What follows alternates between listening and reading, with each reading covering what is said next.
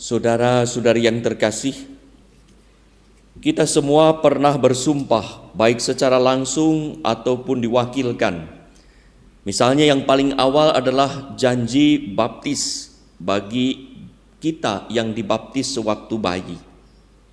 Setelah itu ada banyak peristiwa di dalam hidup kita yang disertai oleh sumpah, baik formal maupun informal, baik publik, privat, atau kalangan terbatas. Entah sumpah pekerjaan, jabatan, atau jalan hidup, seperti janji perkawinan, kau religius.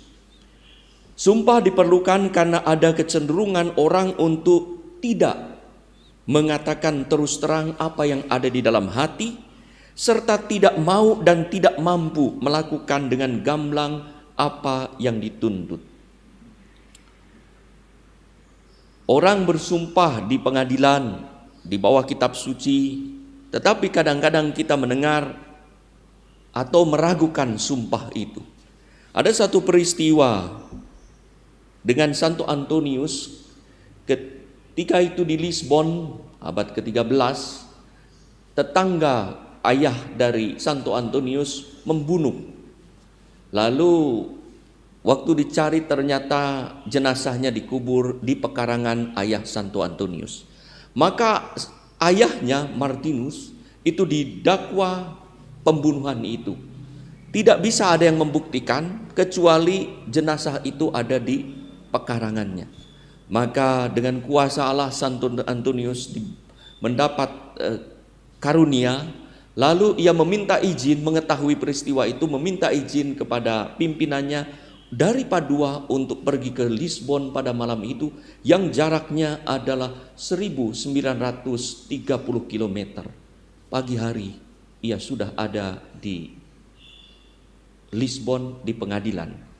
Maka walaupun mereka sudah disumpah, mereka tetap yang menyatakan bahwa yang membunuh itu adalah ayahnya. Akhirnya Santo Antonius meminta jenazah itu dihadirkan. Dan dengan mujizat jenazah itu bangun dan berbicara serta menunjuk dan mengatakan siapa yang membunuhnya. Santo ayahnya dibebaskan pada saat itu juga, dan jenazah setelah itu ia meminta absolusi pengampunan dari Santo Antonius, dan kemudian orang yang sudah dihidupkan kembali itu mati lagi. Sumpah, sekalipun orang sudah disumpah dengan kitab suci, ternyata orang masih bisa mengkhianati. Maka ada orang berkata, kalau semua janji memang bisa dipegang, buat apa ada materai 6.000? Justru materai 6.000 itu untuk meyakinkan bahwa apa yang ditulisnya itu benar, walaupun kadang-kadang tidak benar juga. Saudara-saudari yang terkasih, keprihatinan itulah yang dilihat Yesus. Salah satu akar lain yang mengganggu kehidupan komunitas murid Yesus adalah sikap tidak terus terang, yaitu kehendak untuk menyembunyikan sesuatu dengan tujuan tertentu, bahkan dengan niat jahat. Yesus tidak bermaksud mengatakan bahwa janji itu tidak perlu, tetapi justru mengajak orang untuk melihat fondasi dari janji yang sejati, yaitu hati yang jujur diterangi Roh Kudus. Kalau orang tidak jujur dan tidak mau dibimbing oleh Roh Kudus, untuk apa berjanji? Karena hanya akan menjadi upacara seremonial atau ibadat ritual belaka yang tidak mempunyai efek positif. Misalnya anak berkelahi disuruh minta maaf, ia tidak mau berdamai, tapi karena dipaksa minta maaf. Damai tapi gersang, bersalaman tetapi tetap bermusuhan. Itulah kelakuan orang munafik. Mulut berkata ya, tapi hati berkata tidak. Itulah perbuatan penipu. Mulut berpuisi indah, badan berpakaian perlente, bahkan disertai janji dengan tetes air mata buaya, tapi berdusta dan pikiran mendua. Orang mempromosikan sesuatu dan menjanjikan untuk membantu, tetapi saat dibutuhkan ingkar janji. Maka kata Yesus, jika ya, hendaklah kamu katakan ya. Jika tidak, hendaklah kamu katakan tidak. Apa yang lebih dari itu berasal dari si jahat. Iblis itulah yang membuat orang mencela-mencele. Iya, tidak terus terang hingga hidup itu menjadi gelap. Alkisah suatu hari seorang suami ditanya istrinya, "Pak, uang THR sudah semua Pak? Sudah diberikan?" "Lah kemarin yang diberikan itu sudah semua Pak." "Kok segitu? Bukankah harusnya naik?" "Ya udah segitu. Tidak ada uang tambahan lain Pak?" "Tidak ada." "Betul Pak?" "Betul tidak?" "Betul nggak?" Iya betul segitu." "Lalu apa lagi?"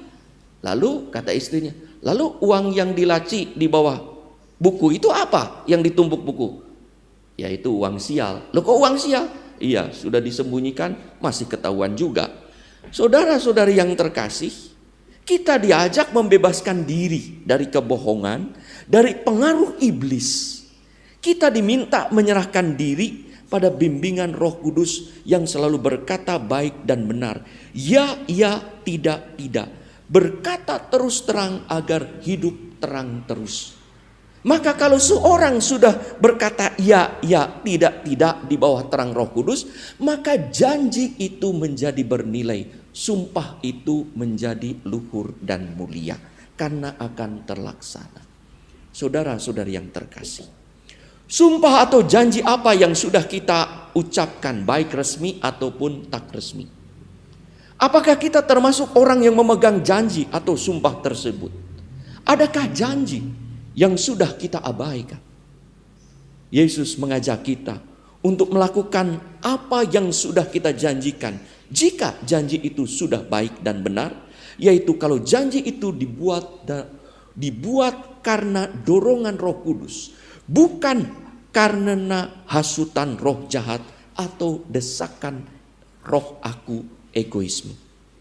Untuk itulah Yesus menegaskan, jangan main-main dengan sumpah, apalagi bersumpah demi bait Allah.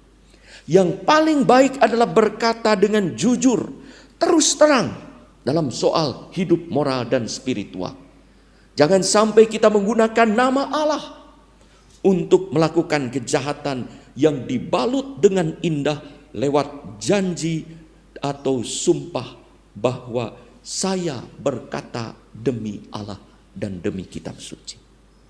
Marilah saudara-saudari, berkata terus terang sebagai murid Kristus sesuai dengan terang Roh Kudus, agar hidup kita sungguh terang terus dan menjadi terang dunia.